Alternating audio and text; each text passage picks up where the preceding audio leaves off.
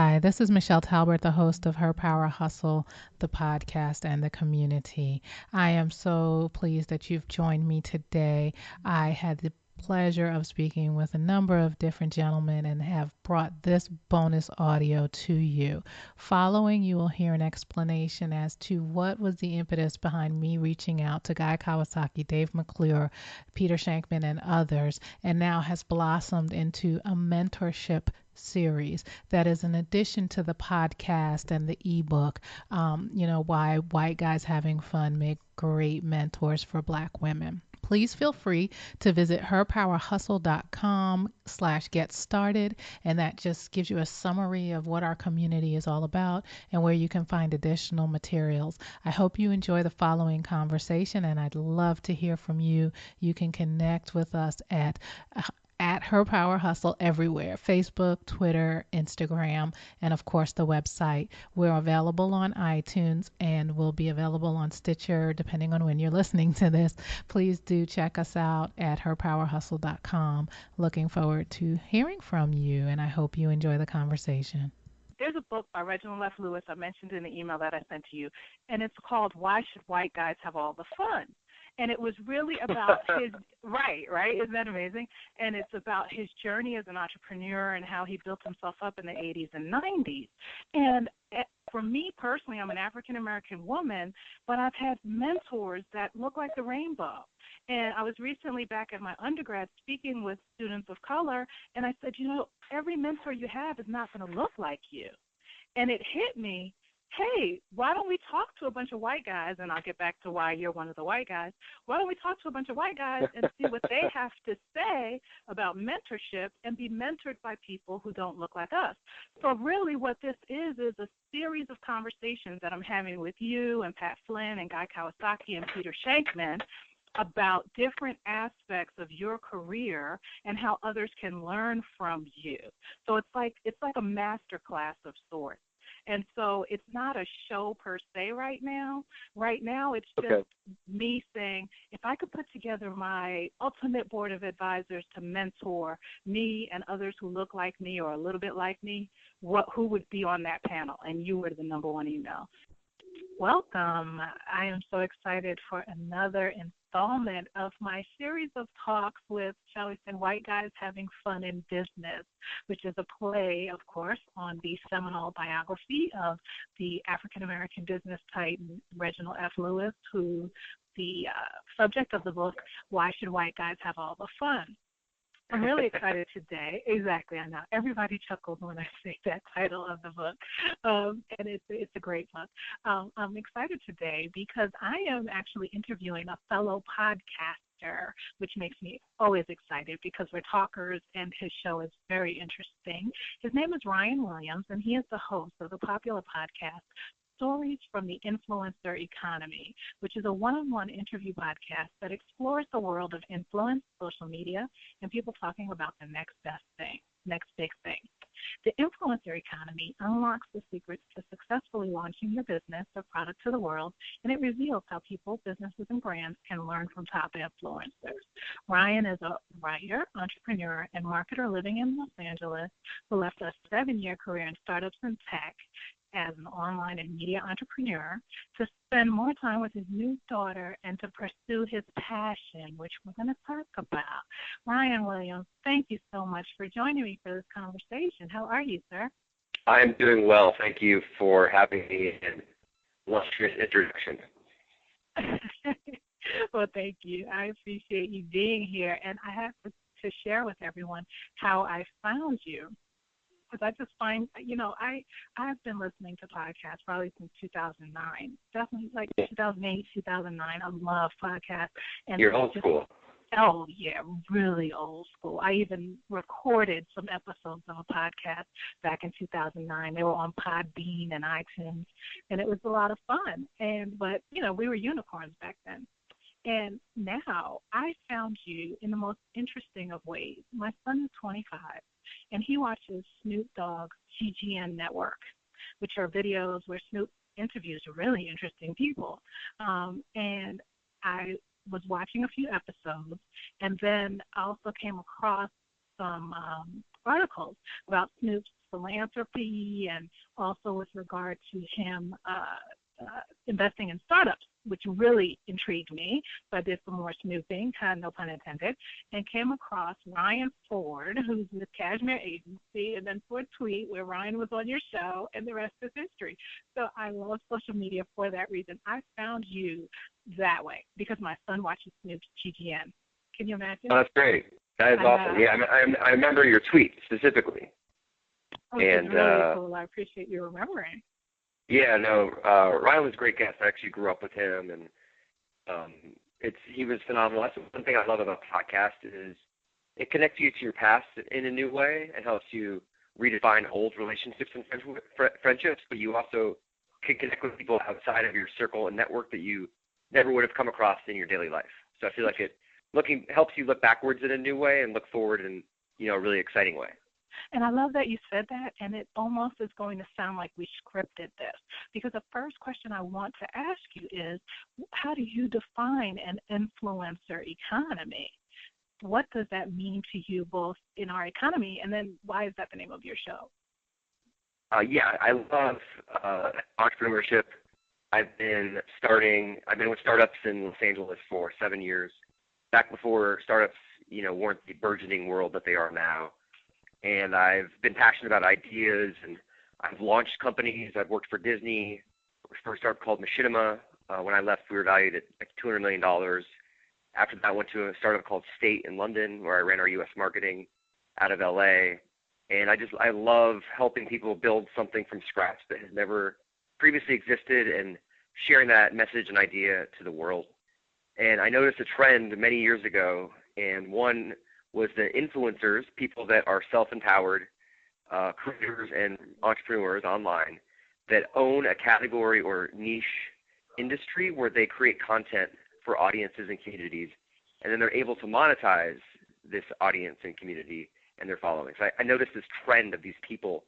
And at Machinima, I would go to E3 and Comic-Con and these big trade shows where these gamers that played Call of Duty and Minecraft were rock stars. And actually, there was an event for a gaming network where Dwight Howard from the NBA, who now plays for the Rockets, he was signing autographs next to a gamer who was a pro gamer that competes in Call of Duty.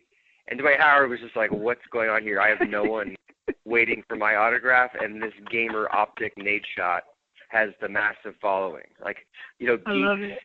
People embracing their inner geek and technology and social media, how you discover the podcast. Like I believe we have an edge, and that the playing field is becoming more level because people are becoming a lot more dialed into the digital world.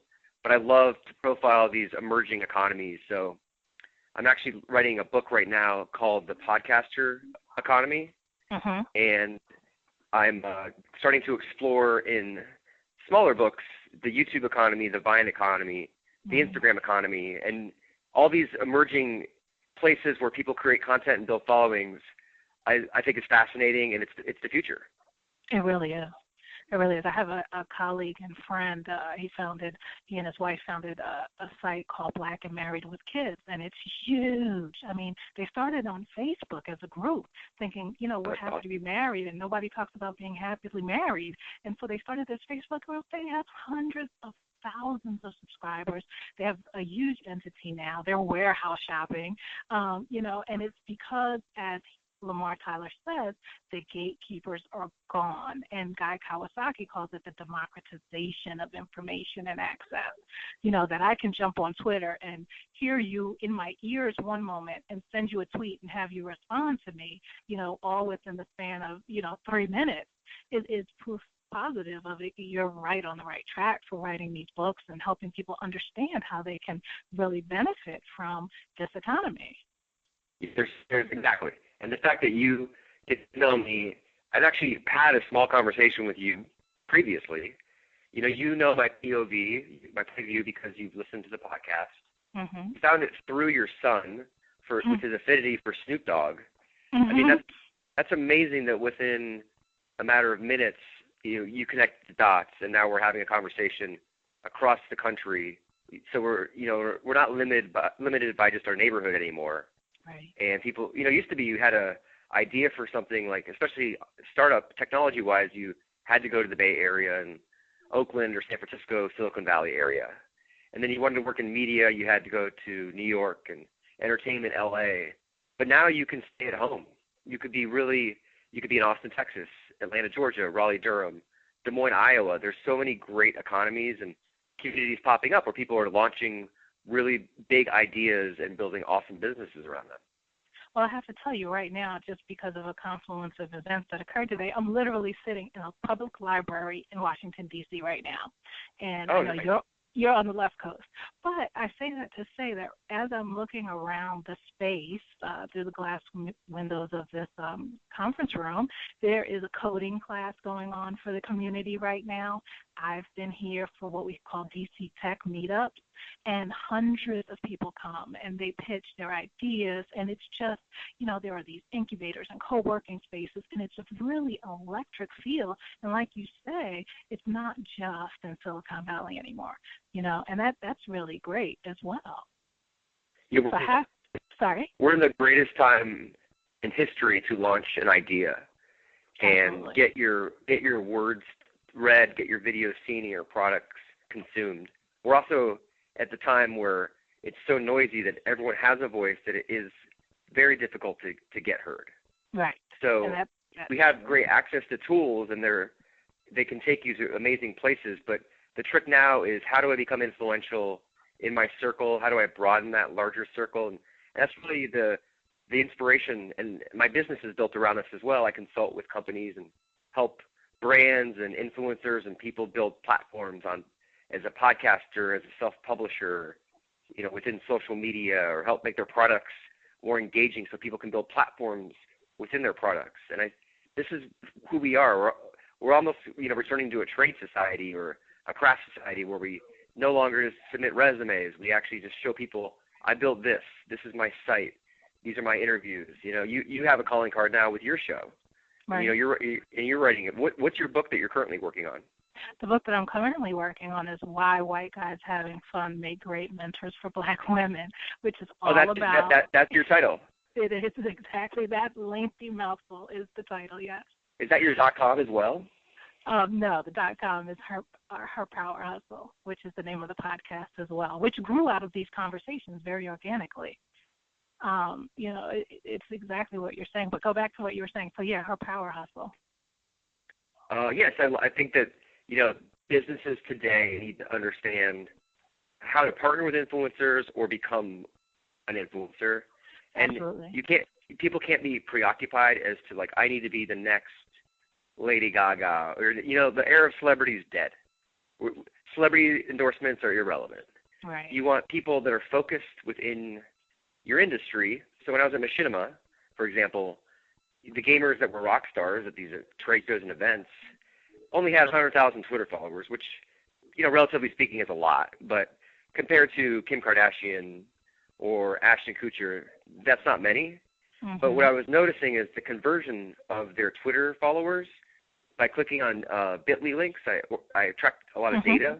Mm-hmm. They were getting a 20% conversion. So if a Call of Duty gamer that plays video games on YouTube and does how-to videos, that guy's pulling in 6 figures, 7 figures. His conversions are 20%. So even though he has $100,000 or 100,000 followers, those people are so active. Mm-hmm. So the further you get specific into a vertical, not just Call of Duty, let's say Minecraft, but Minecraft map. You make content around, these gamers were making 6 figures. I was completely blown away. That's fabulous, and the fact that you were able to identify that and bring your level of expertise as well, right? Because they're just falling into this, and amateurs are doing well, but I think even with more focused assistance from someone like you, they could really, just stratospheric. Yeah, there's definitely, everyone can do it themselves, but my philosophy is you need to have the word professional ahead of everything that you do as a creator. Mm-hmm. You have a professional podcast. You're a professional self-publisher. Mm-hmm, you're a professional YouTuber. Right. You have to add that word, because without it, you're just like everyone else. And even if you have a great story to tell, you still have to make the decisions that are small details to help you be as professional as possible. Absolutely. Absolutely. I love that you said that. And I just realized you were probably referring to my other job, which is the They Met Online side of things and online dating and don't do what we did. That's what you were probably talking about. Yes. When you tweeted me, because yes. you signed up for my email list. Right. Exactly. And you have you have multiple Twitter accounts. I do have multiple Twitter accounts for various reasons, most of which have to do with, I started like those gamers, just kind of flailing about as a self-published author and trying to figure out how do we promote this book. And then it just all sort of snowballed from there. And it's been an amazing ride. But back to you, sir. Who influences you? People that influence me are across the board. One is I just had a daughter. Yes. And she's a year old, and that completely Congratulations. blew my mind. Thank you. I didn't say that just for a compliment, but I will take it. And I'm just kidding. I ended up having a daughter that totally, wrecked my world in a great way because it forces you to become a professional. No longer can you just say, oh, I'm going to, make money or I have this vision or like you have to make life decisions for another person beyond you and your partner. So when that happened, I took a risk and I went on my own. And my daughter's birth coincided with launching the podcast, writing the first words of the book, starting my own consulting business. And that's when all my passions and my interests and my expertise aligned. And this past year, I had more clarity professionally than I've had ever in years, at the very least in my life. So The daughter is she's the influencer. She's the CEO. She's the president. She rules the rooster out here. I love it. And I'm so glad you said that. This is how I know you're a great interviewer, but you're also a great interview because you're answering so many of my questions that are on my list before I even ask them. So I love that. It's a great conversation. One of the best, sorry to interrupt, but you're one of the best skills that I've acquired from the podcast is interviewing people that know how to do great interviews. Yes. And I interviewed Brian Koppelman, who hosts a podcast called The Moment. Yes, I listened to that episode. That was a great episode, and he has a really fascinating background. Yeah, he's a screenwriter, wrote Rounders, wrote The Illusionist, won an Emmy for an ESPN show. And that guy flipped my world. He was so passionate, such an artist. But he did exactly what you're saying. I asked him a simple question, and he gave me 3 to 5 answers in the question. And I left that thinking, this is the best media training I could ever create for myself. I couldn't. Yeah. I don't think I could have paid to get that kind of interaction from a coach. Right. And so I think an underrated byproduct of podcasting and interviewing people is it trains you how to answer people's questions. Well, and now you're going into one of the other questions I want to ask you, which is going to lead me to ask you a compound question, unfortunately. I love compound questions. Lay it on me. So it's really a question about mentorship. And also now, I know you're a huge cereal fan. The rise of cereal and startups specifically have really done wonders to make podcasting very mainstream. And so many business folks are now thinking, we need a podcast. And so with regard to mentoring, so, you looked at Brian Koppelman as a mentor in that episode. Who have you looked to for mentorship? And then what do you tell people who come to you to say, I want to launch a podcast? So the people I look to for mentorship, I've had a lot of great mentors in my life, and what I've realized, I'm going to write a blog post about this at some point, so hopefully this will get the engine revved up, but the goal of mentorship is we don't have jobs for 10 years anymore. So back in the days when, 80s and 90s, when you had a job that was your career and you worked at one place or even in one industry, you could find people at work that you worked with for 5-6 years that really took you under their wings. And in this new emerging influencer economy, people can't get that one mentor. So you have to aggregate 20 mentors and take what you can. So if that's one of my closest friends, Sanjay, who was an executive at Machinima and he now is president of Russell Simmons' All Deaf Digital YouTube channel. Like that guy, I learned more from him than maybe anyone, but I don't get to see him as much anymore. We're so busy.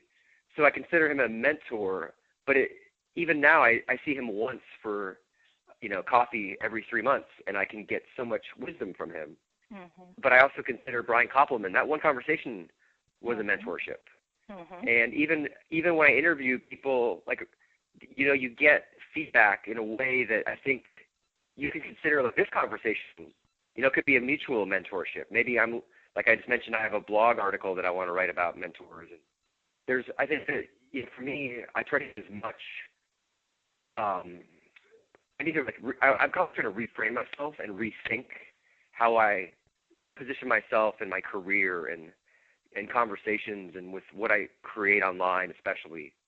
So anytime I can get a tidbit from anyone, whether it's an executive at a company I used to work for, or someone I interview, or a friend that I see on the weekend that gives me career advice, I think that's aggregate like one mentor in this day and age. I think that's a fabulous way to look at it. And so when people come to you and say, I want to launch a podcast, you're a professional podcaster, you're a consultant, you are in the trenches, you understand both sides. What do I need to do? What are you telling folks at this point? Well, what I tell them initially is if they email me, Ryan@influencereconomy.com, I made a free marketing and content creation tip sheet for podcasting. And I'll send it to you after the call. And anyone who's listening to this, please email me, and I'll send it to you. But what I did over the last few months is I distilled like the top qualities of what makes a good podcaster. And rule number one, you can't do it for money. So if you're interested in making money doing a podcast and making it your career where you can make money, then just like put the book down, hang up the phone, like call someone else. Like the conversation needs to end, and I won't have in the libraries. Yeah, exactly. Go back to the lab and figure out what you're up to. But no hard feelings on either part. But let's money is never a reason to podcast. Right. But if you want to build your platform, let's say you want to write a book like you are, or like I am. We're writing books and we're publishing content. It's a great way to build a platform. However big, you don't need 1 million listeners, but if you can get 500 listeners, and of those 500 listeners, 50 people read your book, that's a win. There's no silver bullet here. Small victories. And that's the key. That's the key to podcasting is you have to be level and you have to be realistic. And one of the best pieces of advice that I got was from Ty Hillenbrand, and he was a very early guest. He told me that you need to just take your listenership and from 5 listeners get 10 to 100, 100 to 200, and just take it as you go, because nothing's guaranteed. And it's so hard to get your stuff seen now that it's a long game. And so you have to consider that I want to do this in 3 years. So for me, personally, this past year, just to, the final answer to the question, like what I'm doing is I'm doubling down on podcasting. Because Serial, because Startup, I have a year under my belt that people who are just starting out don't have. Right. And that's a distinct advantage. That's like 5 years for podcasting. And if you listen to my old podcast, some of the interviews were not good. Some of them, I'm embarrassed by. The listener may not realize it, but, I felt like I got so much better. And I'm just in my 35th episode. I have so much room to improve. But I'm doubling down. I'm doing weekly shows. I'm going to try for twice a week in the next coming months. I'm doing tons of interviews now. I'm wanting to get on other podcasts as well because I feel like there's such a transitive property here, like, A equals B, B equals C, A equals C. Like, there's so much energy here that, like, the wisdom that you're giving me, I'm giving you on this podcast is hopefully transferring to someone else that could start a podcast. Right. And the more podcasts we have out there, the better it is for us. It helps validate the market. It's a zero-sum game. We're not really competing. Sure, it's fun to watch the charts and, I'm in top 10 business. That's great. But it doesn't matter if someone listens to like another person's podcast, anything that helps us, because maybe advertising dollars will increase and maybe we could make a little bit of money. And see, now our listeners know if they didn't know you before today, they understand why you're on the call now. We have a few minutes left, and I really want to touch on this before I ask the very last question, which is the hardest question I ask everyone. And you didn't get it ahead of time, so there's no way you can anticipate this question. I'm excited. So return on investment. I recently heard you say it was a really great interview that you did with Jason. Oh my gosh, right here, Jason Gaynor, and he hosts Mastermind Talks and the podcast, as well as having Mastermind Talk events. And you and he were sort of talking about relationships, relationship building, and you mentioned something to the effect of return on investment. So people say return on an investment. Your response is what, if you recall? I can't recall specifically from the. That was a really good.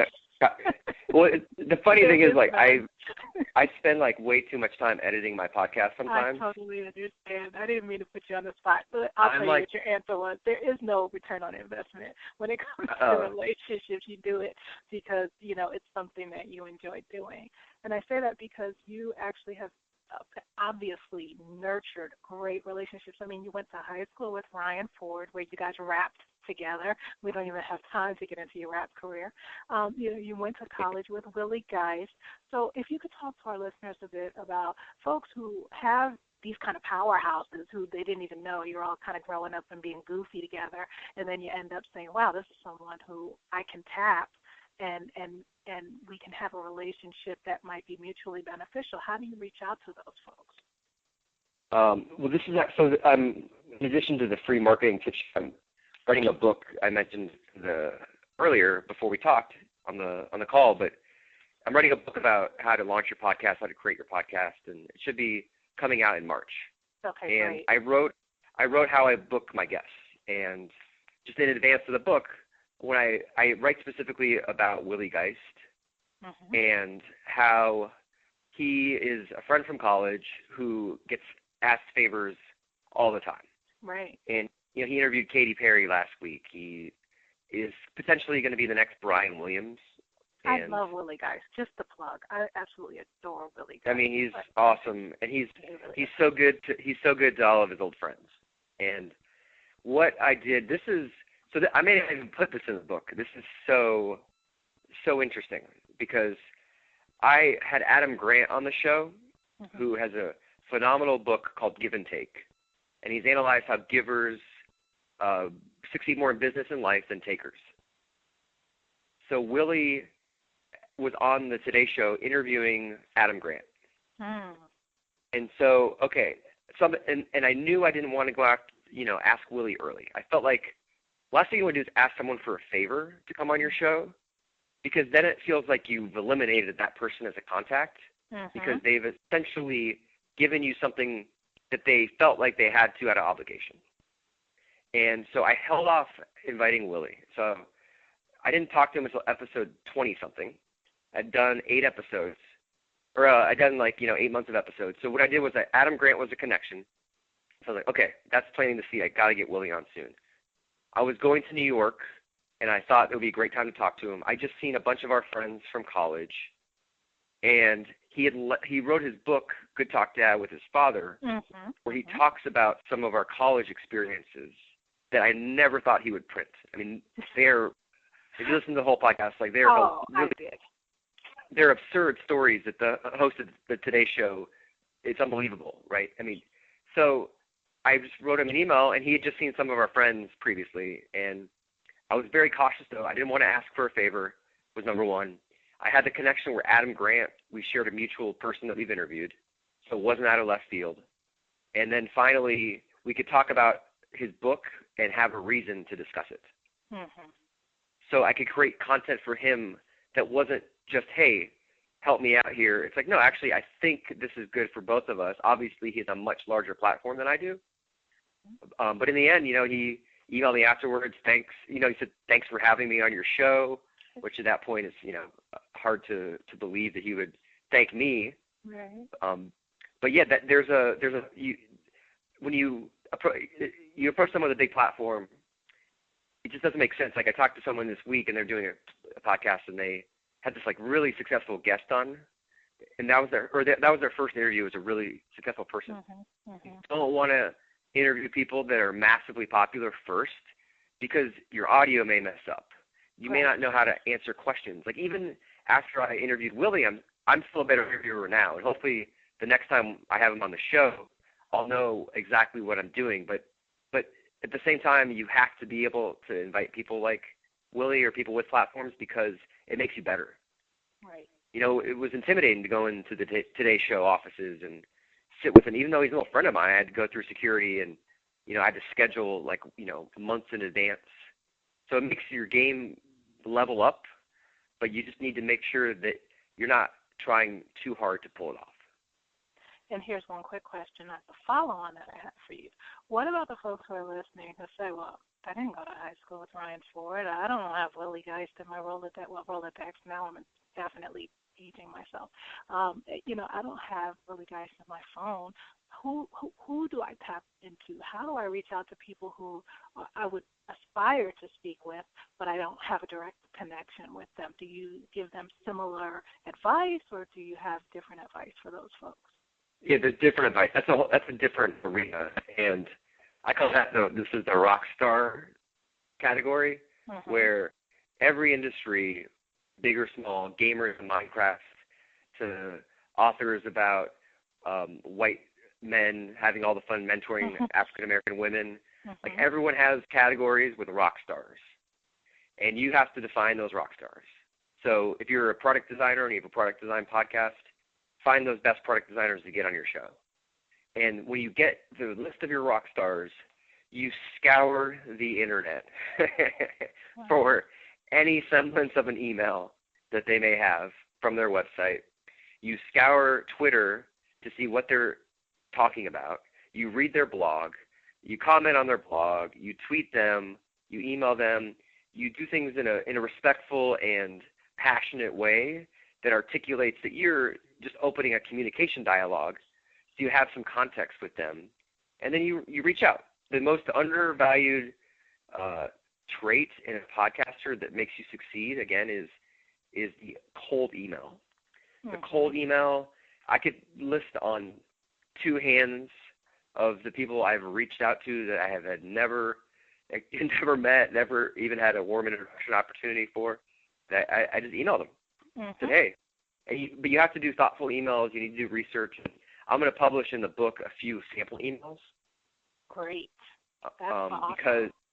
Because you need to show that you respect them and research their work, because so many people get pitched all the time.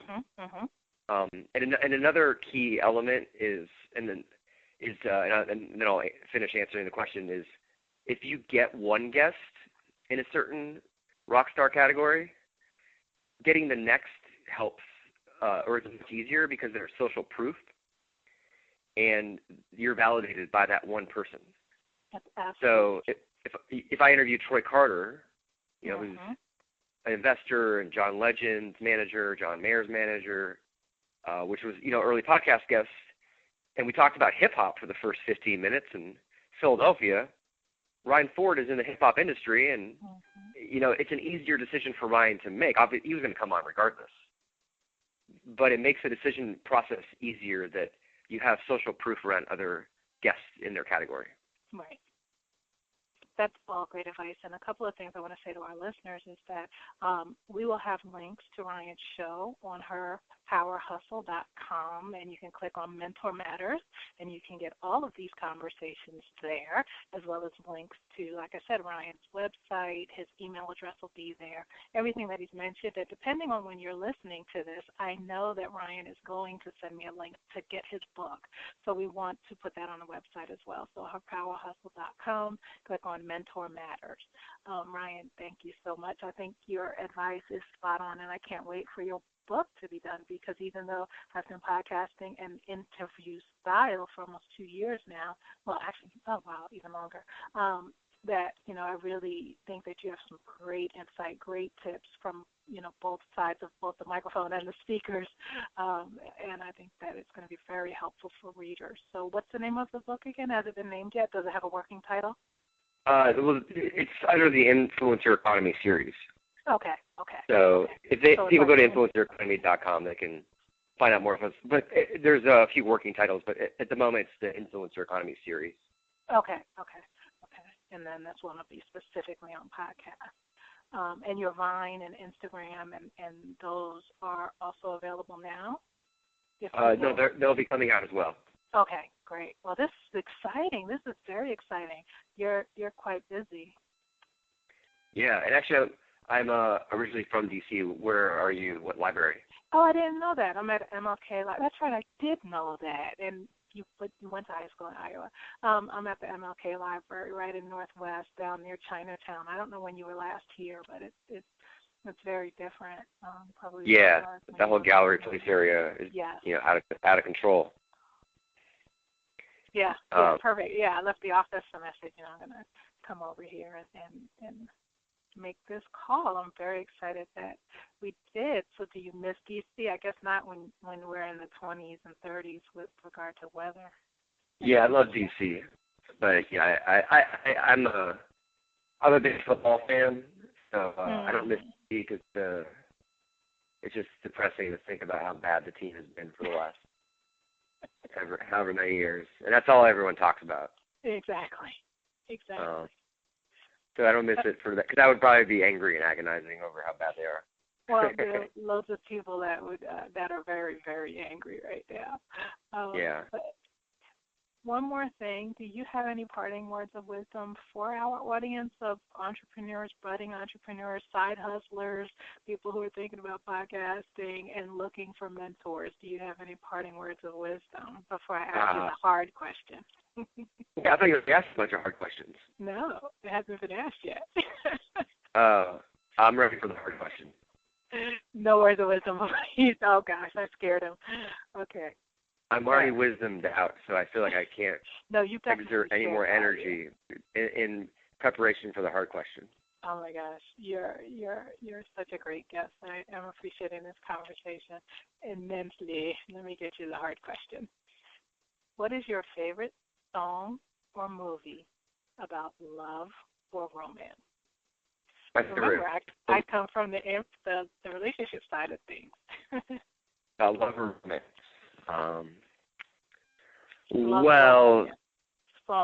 I just watched part of Love Actually over the holidays, and I used to think it was the cheesiest movie ever.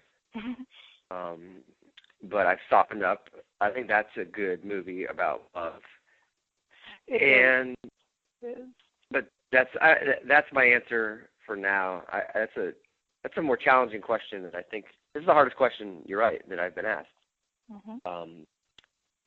I like a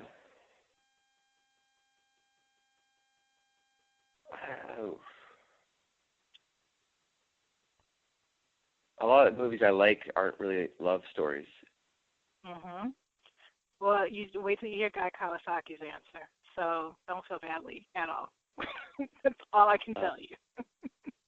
How about American Beauty? Oh, that's interesting. Very interesting. We won't put you on the couch to analyze. We don't judge at all. We just this take is any the simplest question. Ryan Williams, you have been an amazing guest. You have given us so much value. I really appreciate you taking the time. Your Influencer Economy podcast is awesome, and everyone should listen to it. Like I said, there'll be links on the website, herpowerhustle.com, Mentor Matters, and you'll be able to obviously listen to this episode as well. And I'm just really looking forward to all that you put out into the world. The content that you're creating is really on point, Ryan, and it's great as a podcaster to speak with you and as our folks who are entrepreneurs to hear from you as well. I really appreciate your time. Absolutely. Thank you for having me on. All right. Take care. Okay. Have a great night. Thanks, you too. Bye-bye. Thanks. Bye. I hope you enjoyed that conversation and were able to take away a nugget or two that can help you in your daily life and business. We here at Her Power Hustle, the podcast, love having conversations like that and love to add value. Her Power Hustle is the power resource for women entrepreneurs, and it is about inspiration, motivation, and perspiration. So let's get going. Hopefully, there was something you heard that motivated you, inspired you, and it's making you take action right now. Look forward to hearing more conversations like this. And if you've not listened to our podcast, please head over to iTunes, search for Her Power Hustle, click subscribe. If you enjoy these kinds of conversations, that is what we are all about, providing you with value in each turn. You can also visit us at herpowerhustle.com, the website. You can leave voicemail message, send me comments. You can also leave voicemail message on our Facebook page at Her Power Hustle. And the community continues on Instagram and Twitter. So where there is social media, we are there. I look forward to hearing from you. Please let us know if and how this conversation impacted you or your business, how you'll put information you heard to good use. Feel free to tweet at us. We'd love to hear from you. Head over to herpowerhustle.com again. And as I like to say, her hustle is real. Take care.